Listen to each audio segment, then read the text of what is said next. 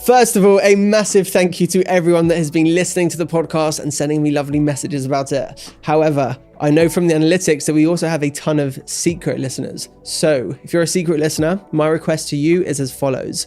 If you enjoy this episode, share it on LinkedIn or on Instagram and tag me. I would absolutely love to hear from you, and all feedback is always welcomed. On today's episode of Stamp Your Mark, I'll be speaking to business leader and entrepreneur Craig Fenton. Craig leads strategy and operations for Google in the UK and Ireland. He's an investor in over 13 startups, and he founded his own record label to give artists from a lower socio-economic background a start in music. This was an awesome episode to film, and I can't wait for you to hear it. Introducing Craig Fenton. Yeah, networking's a funny word, isn't it? Because it can have a negative connotation. It's sort of like, well, I'm just maneuvering in a rather transactional way. And networking done well is not that at all.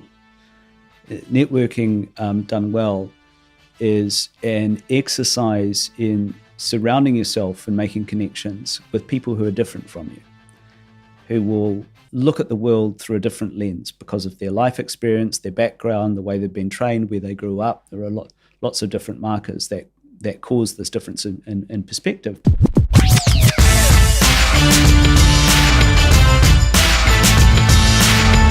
Mr. Craig Fenton, how are you? I'm very well, thank you. How are you, Joe? Yeah, I'm doing well, thank you. Thanks so much for joining. My pleasure.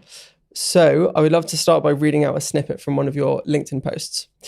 You said, "It's tempting to describe one's career as a carefully planned and surgically executed journey. In my case, that would be absolute nonsense."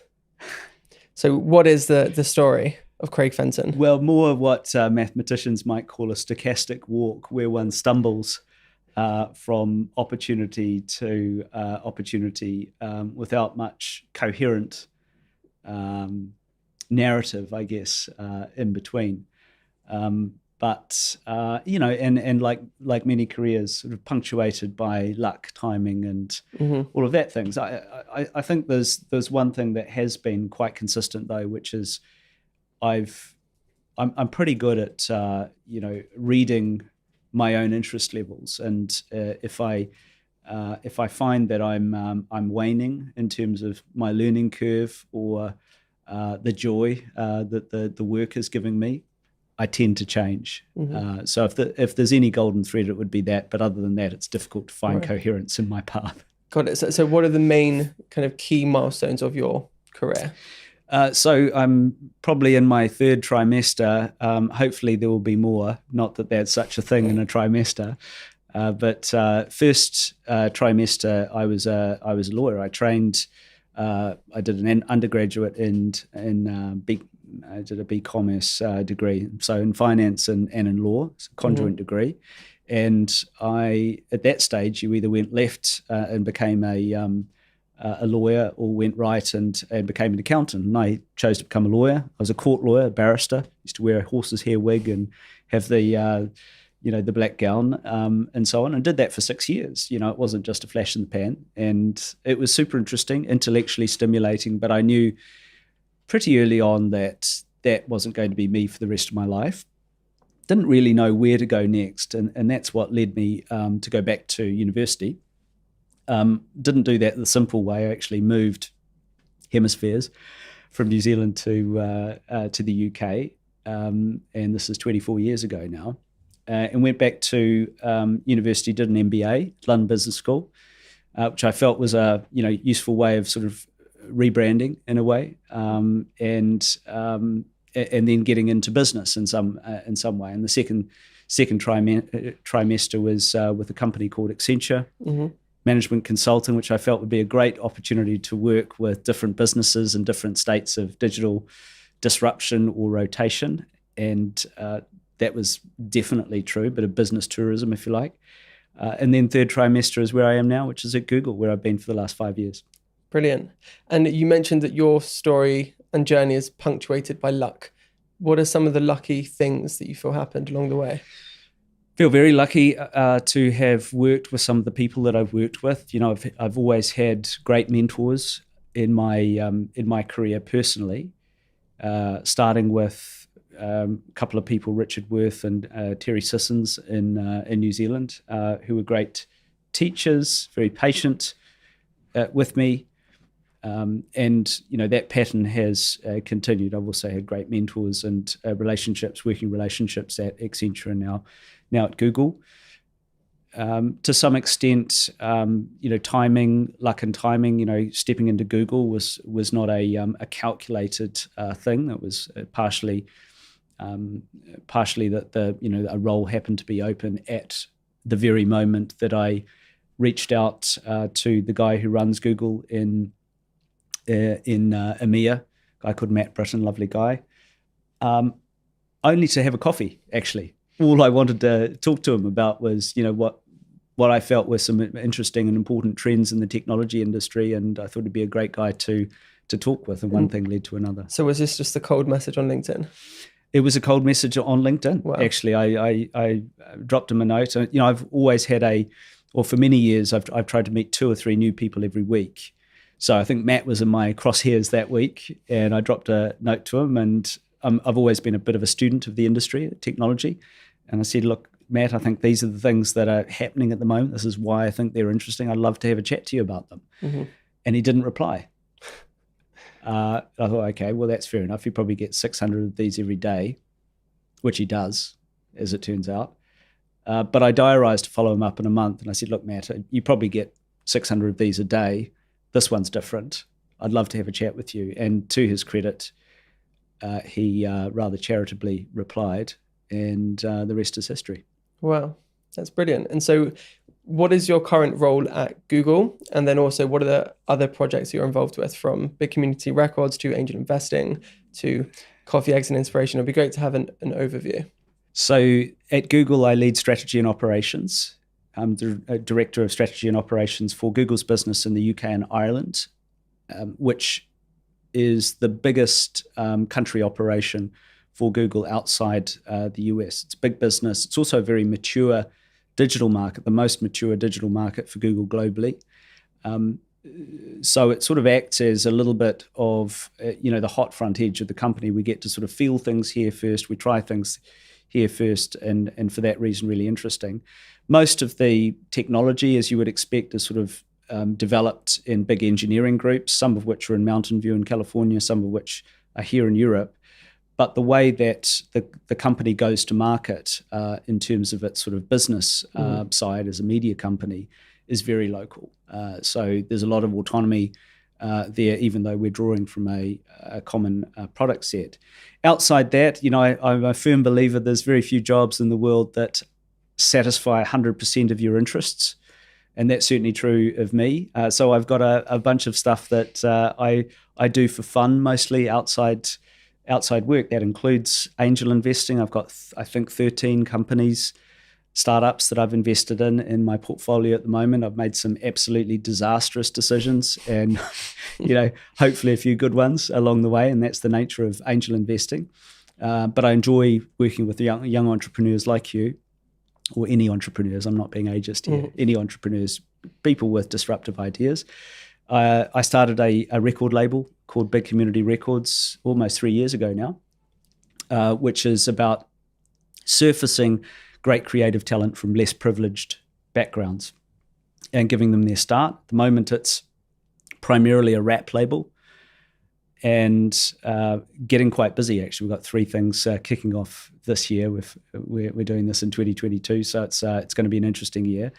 That then led me to start a film and television production company called Big Community Productions. Same thesis.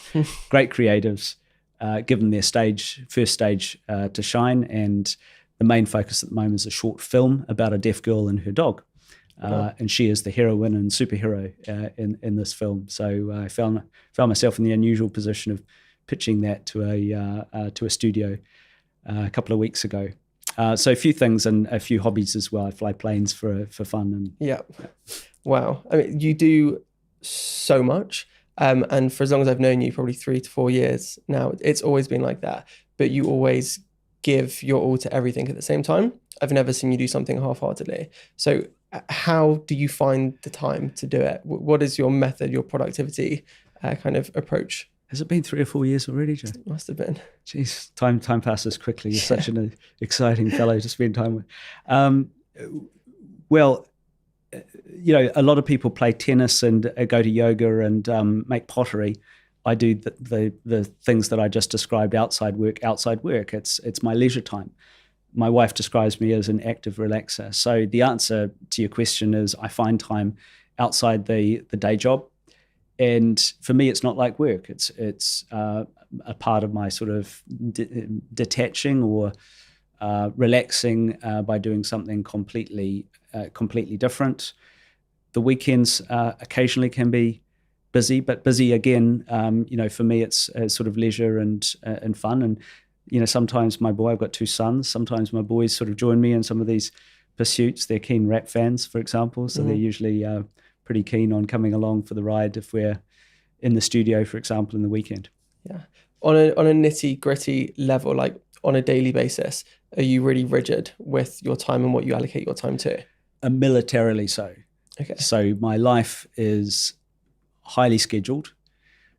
My calendar dictates, guys, it doesn't dictate. I'd like to think I'm in control of my calendar, but it's fairly regimented in terms of the time that I allocate to things, and that's not to say it's back to back. I actually think it's really important to make space, make space to have fun, make space to decompress, make space to think, and be creative as well. So I have focus time scheduled into my diary as well. Scheduled focus time. Mm-hmm. Yeah. And so that's don't interrupt me, I'm working, deep work style. Yeah, absolutely. So once a month we'll have a no meetings week. It's not literally no meetings, but we track everything at Google. So we have data, I can get a readout on exactly the number of hours I'm doing in meetings that week. Right.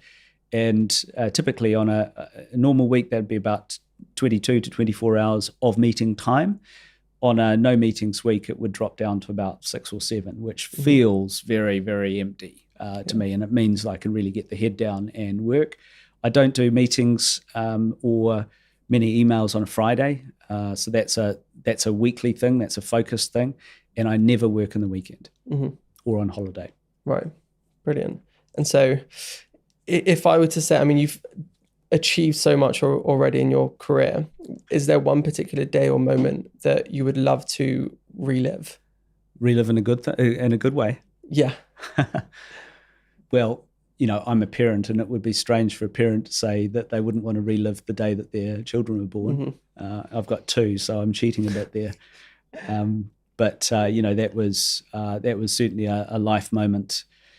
From a work perspective, one of the most interesting things I sort of look back on with some joy, and I'm smiling as I think about it, is in Nigeria. I was in Lagos, and I was asked by a wonderful and prominent Nigerian actress called Omotola to open the Film, Music and Television Awards, or not awards really, more of a sort of festival. And Nollywood's huge, right? As they call it, Nigerian Hollywood. Nollywood produces the second highest number of films behind Bollywood, ahead of Hollywood. So it's a prolific creative hub. And I found myself in a rather sort of surreal way opening this. It's sort of like the Oscars of Nigeria, right? And on the stage, doing their sort of opening keynote, and I was speaking mostly about YouTube and the role that YouTube has in sort of surfacing talent from very different sort of areas. And it was just after Ed Sheeran and Burna Boy and Stormzy had put out their single "Own It," and I said, "Can you play that?" And they played it, and it was sort of thumping, and the auditorium was full of the good and the great of the Nigerian film and music and TV industry, and it kind of just kept going. I was thinking, well, okay, so I'm like standing there on the stage on my own in front of this rather foreign audience, certainly foreign to me, thinking, what do I do now? So I just started dancing. And everyone literally in the auditorium got up and did the same thing. And that's what's just wonderful about West Africa and Nigeria in particular. It's such a fun place, and with great people and who are sort of full of the joy of life, and that was wonderful. That's brilliant. I love that.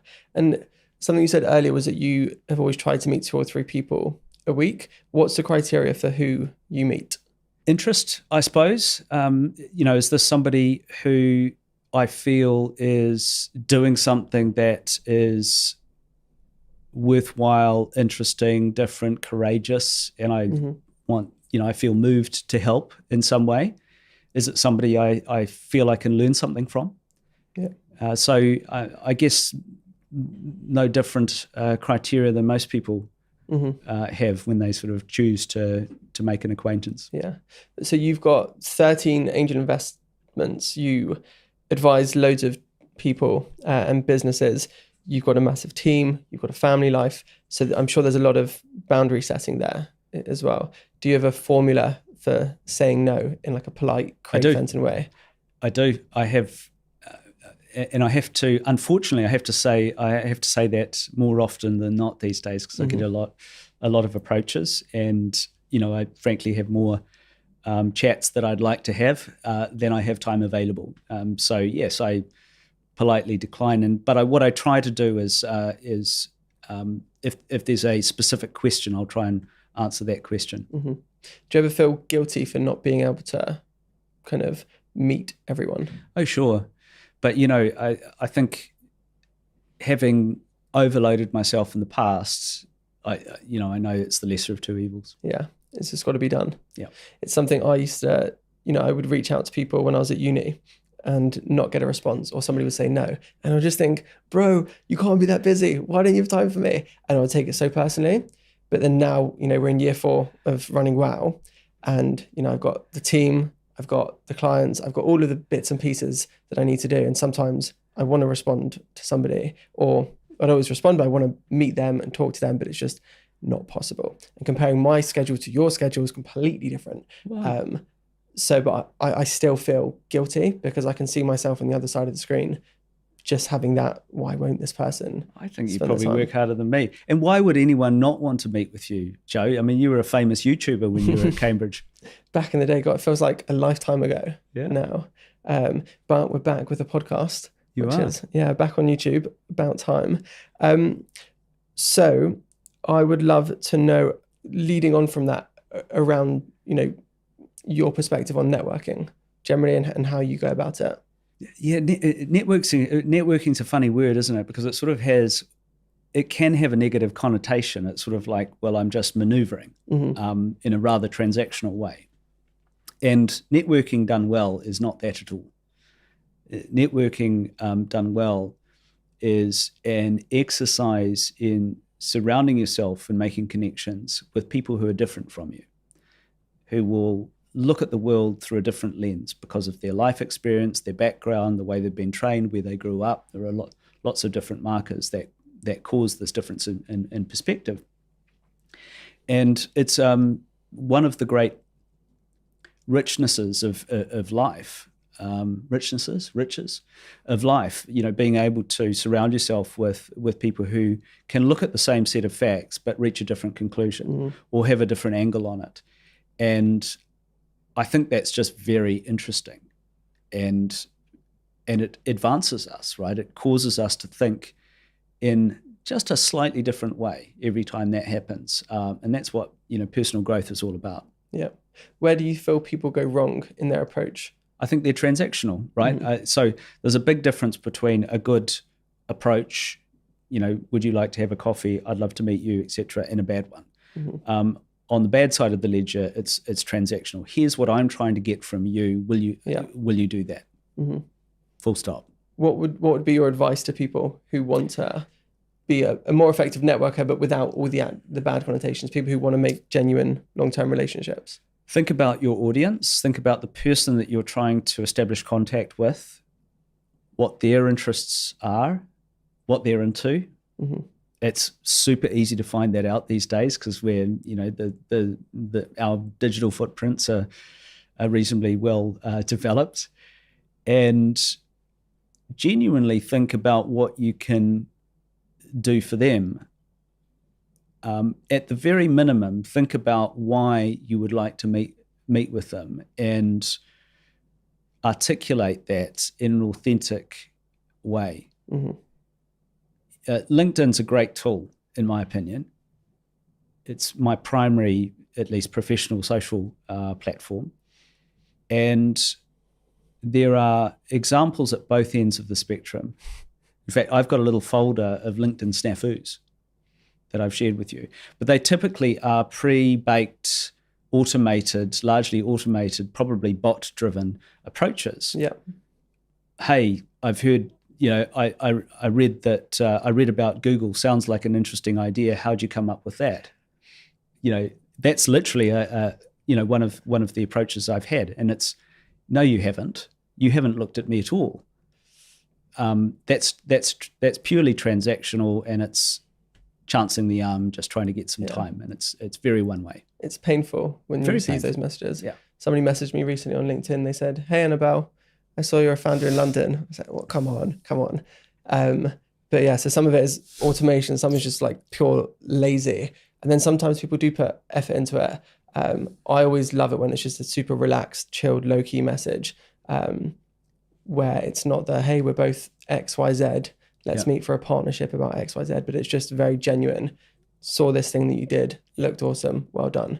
Or what are your views on something else? Yeah, I mean, it's courteous, right? Personal connection, the clue's in the name, it's personal. Mm-hmm.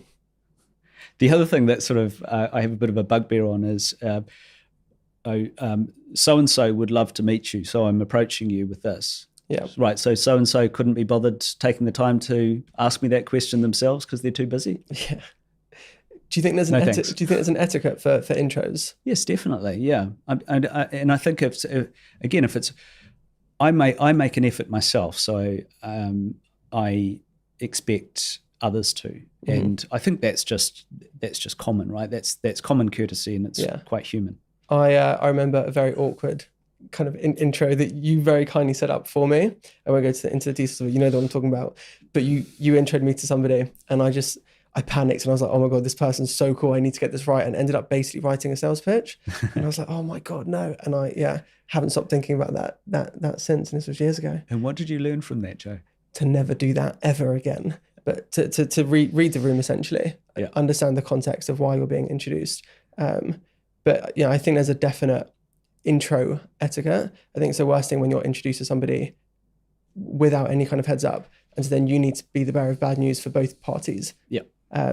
It always just feels that's another great sort of tip of etiquette. If you're connecting somebody, like you and I know each other, mm-hmm. and if I meet a third party who might get a lot out of meeting with you, I would always talk to you first and say, look, can I have your permission? Is this interesting to you? Mm-hmm. Before doing that? Otherwise, as you say, you're sort of presenting somebody as an unannounced visitor, and you kind of, because of the connection, you feel compelled to respond.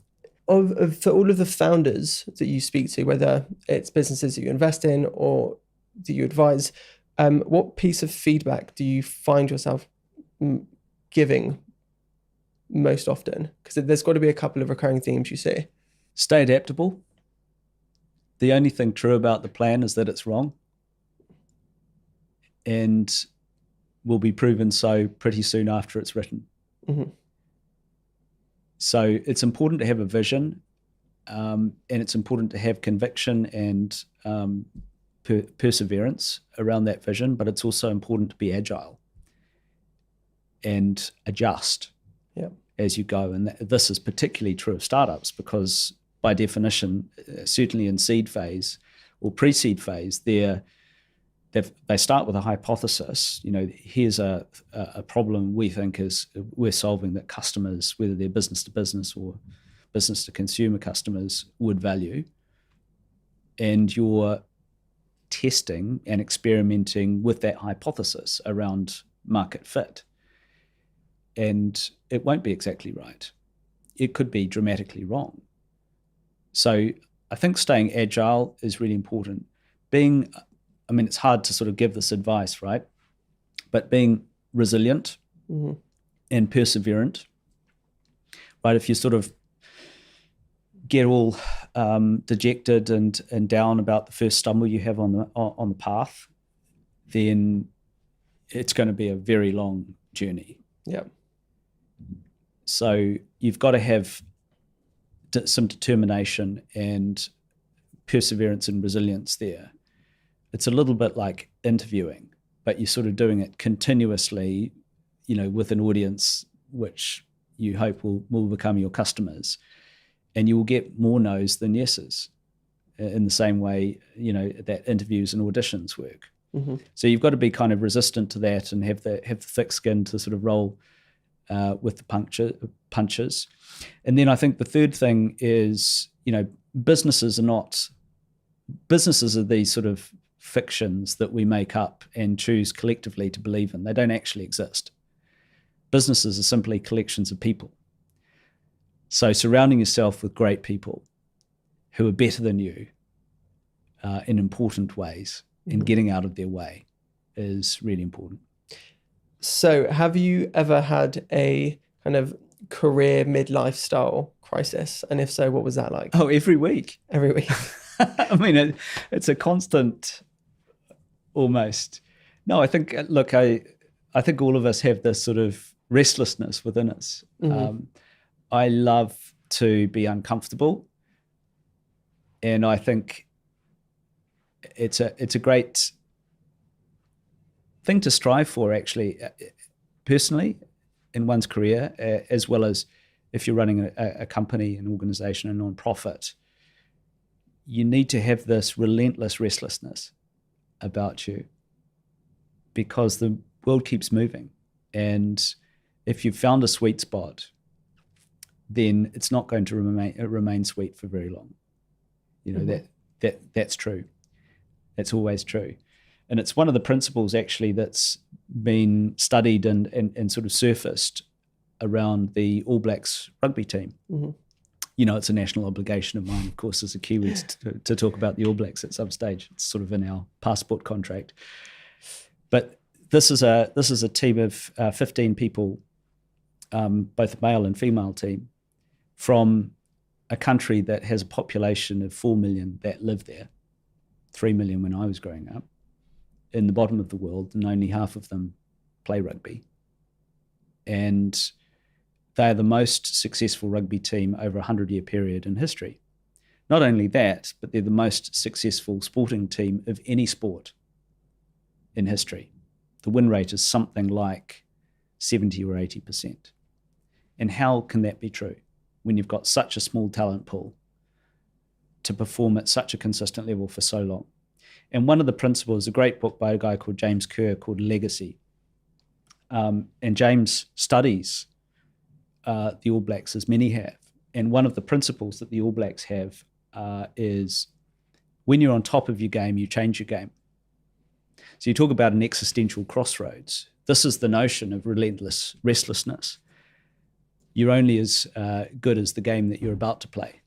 Mm-hmm. And you're certainly not defined by the one that you had yesterday. And I think that's got to be true of us at a personal and professional level, as well as at a company level. Keep moving. Yeah, it's a pretty challenging thing to do. So when you're at the top of the game, that's when you need to innovate. That's when you need to change. Yeah, because what would the alternative be? Yeah, I mean, you can only stay at the top for so long if the entire landscape around you is shifting and moving anyway, and other people are rising up the ranks. Right. So if you're not changing when you're on top of the game, you're reacting to somebody else's. Yeah. That's the alternative. Mm-hmm. That's a bad place to be. Yeah. And what are some of the more kind of challenging periods you've had, if there are examples that you can share? And this could be in investing, it could be, working as a barrister. Well, I do a lot of investing, and certainly at a startup level, the venture capital business, whether it's small scale angel investing like I do or larger scale fund, is a portfolio game. Mm-hmm. The reality is, 8 out of 10 things that you invest in will fail or certainly not succeed wildly, and many you will lose everything on, 100%. You need the one or two that pay off well to, pay back the rest and give you a return on top of that. So I think COVID in particular has tested all of us, hasn't it? It's certainly tested businesses, and there's one business that I invested in that sadly succumbed during COVID.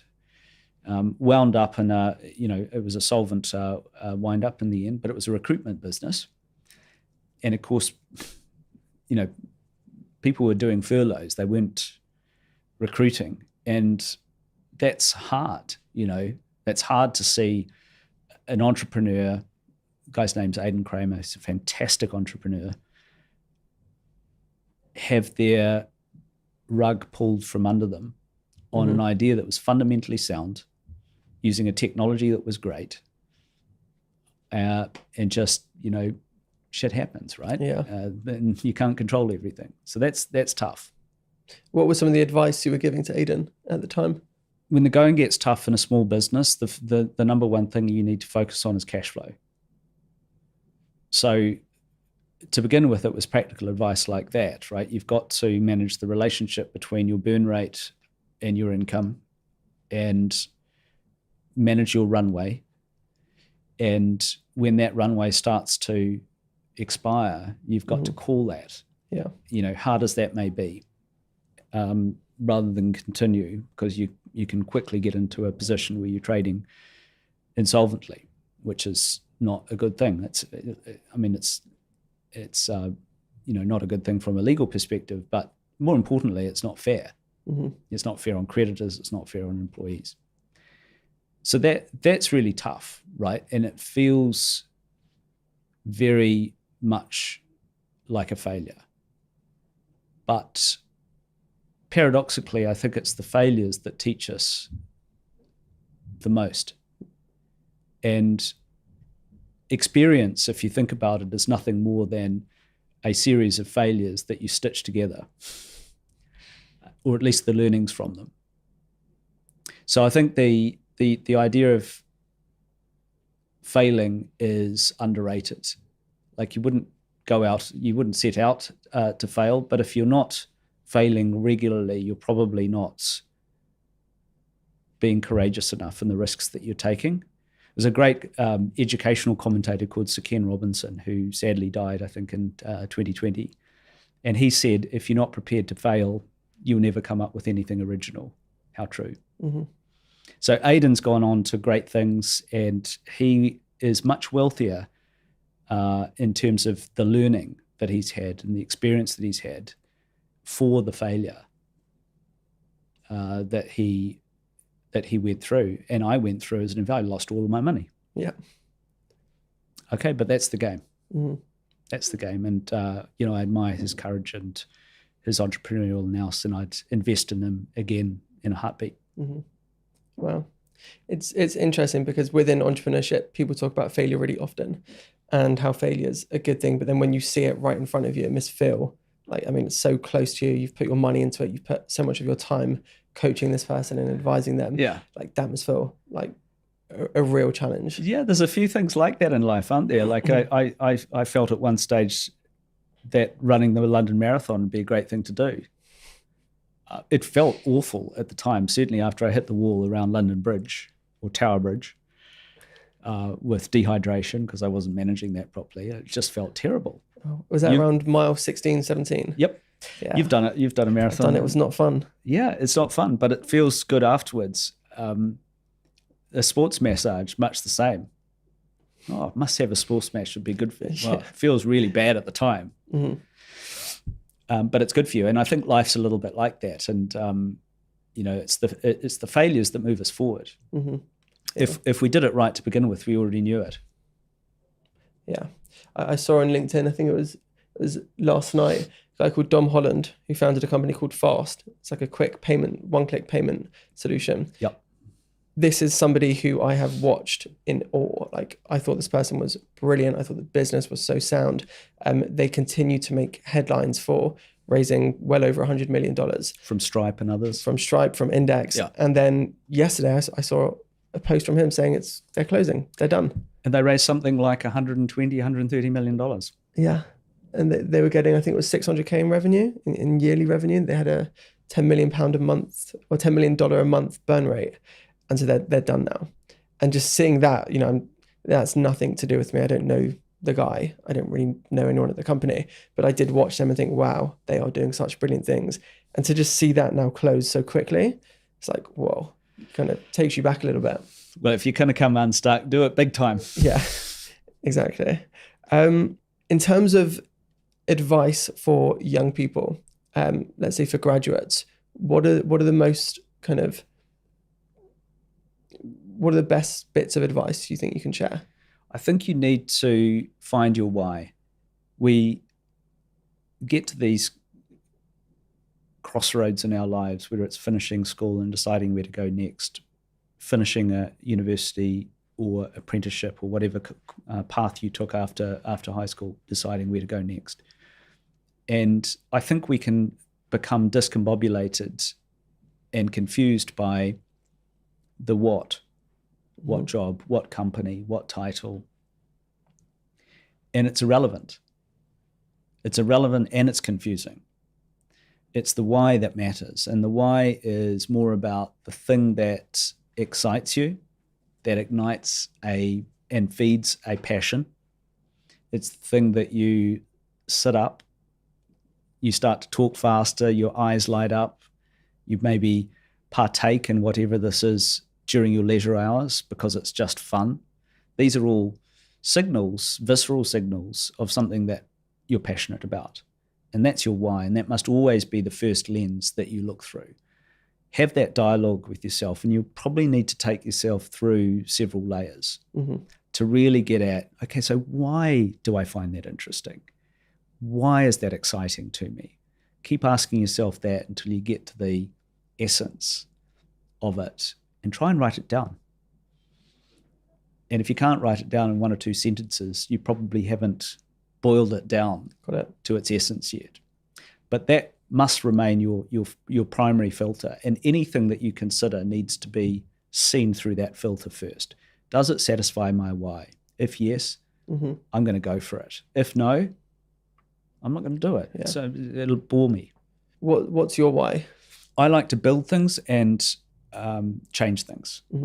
And I'm fascinated by doing that in a technology context because I grew up in a very isolated part of the world pre-internet, and everything that we now take for granted to me is still like magic. And I find technology a great democratizing and leveling thing. It's certainly been my life experience. So anything I do, whether it's a side hustle or something within work, the day job, so to speak, needs to satisfy that way. I know that I need to be building something or changing something, and I need to be doing that in a technology context. If those three things, or at least two of the three things, aren't true, I'm going to get pretty bored pretty quickly. And has that changed a lot throughout your career? I think it's come into sharper focus as my career's been on, and I probably didn't recognize it when I was younger. But I still remember with really great fondness going around to my grandfather's place, Popper, I used to call him, and he was a doctor, but he had this shed at the bottom of the garden that was like this Disneyland from my perspective. It was basically full of junk. Right. Like he was a hoarder, he kept things. But it was junk that was useful. If you put things together, you could build things. And we used to build mechanical things, trolleys and things like that. I took to making alarms, with tripwires and things like that. I experimented with circuitry. I was always interested in technology. I just couldn't name it at the time. And probably, if I sort of look back with the clean hindsight that I have now, I was more of an engineer than I was a lawyer or an accountant. Right. I just didn't recognize it at the time. And I mean, now that you've had that experience when you were younger, do you see parallels with how you bring up your two boys?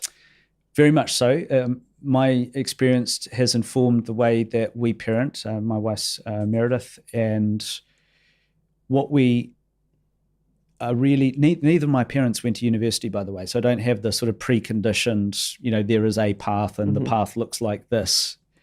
we were always encouraged, to the great credit of my parents, to explore what we wanted to do. And they would be equally happy with me, doing something with my hands, becoming a potter or a bricklayer or something like that, as becoming a lawyer or whatever else. Very lucky I didn't pursue a career working with my hands, because I'm really not good at that at all. And we try and instill the same, I guess, a direction in our children and children. One's turning 20 this month and the other one's turning 17. But we encourage them to know themselves and pursue their passions.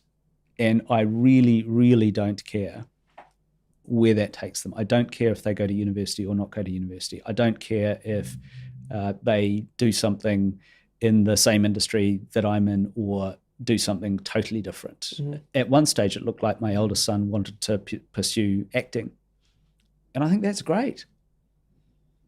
I admire that deeply. And he's still very good at it. Hopefully he'll do it as a hobby. So I guess the ultimate thing that you want for your kids is for them to be happy. Yeah. I think that's what every parent wants. That's what every parent wants. And some parents sort of, I know I was having an interesting conversation with a colleague at work today, and we were talking about parenting styles. And she's from a fairly conservative family. She was born and raised in India. And, it's a different style of parenting. There's and well-informed and, contextually right, I would say, for that environment. But it's very much like one foot in front of the other, and this is the sort of formula. Mm-hmm.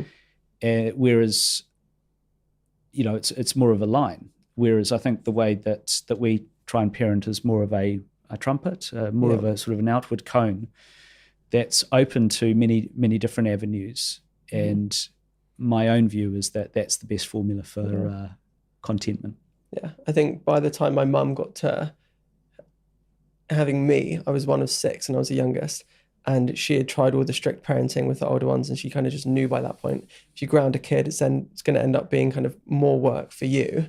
It just doesn't really work out for everyone. They're then unhappy. They bring that to everyone else. And yeah, it was kind of just, left to my own devices in a lot of ways, which I think then gave me a lot of freedom to actually try things. I was never grounded, for example, ever, and things like that. And I think that was quite good. Even when you were really, really, really naughty? Yeah, exactly. Not once. I've never been grounded. But so yeah, I see that as a good thing, and I like the overarching happiness, the focus on just happiness. And for you, how would you define kind of happiness and success? For me personally, mm-hmm. Healthy, happy family. Thing number 1. Contributing in some way that's meaningful to others. Otherwise, what are we here for? And more from a selfish point of view, having the time to do what I love, mm-hmm. when I want to do it. Yeah, that's nice. It sounds like a perfect definition. And so a big part of this podcast is all around legacy. It's called Stamp Your Mark. It's about how you leave a positive influence on the world. And so what would you love your legacy to be? Sounds like I'm speaking my own obituary here, but I think if we can provide the context, environment, and rails for our family, our children in particular, to be the best version, the best and happiest versions of themselves, then I'd say that's absolutely successful. And from a professional point of view, I think it's that the thing I find most fulfilling and what I'd love to be a legacy is having the choices I've made and things that I've done to have had a meaningful and positive impact in the lives of others. Mm-hmm. So those two things, I'd say. It's a great legacy to aspire towards. Great. That's the final question. Thank you so much for coming on the show. Thank you very much for having me.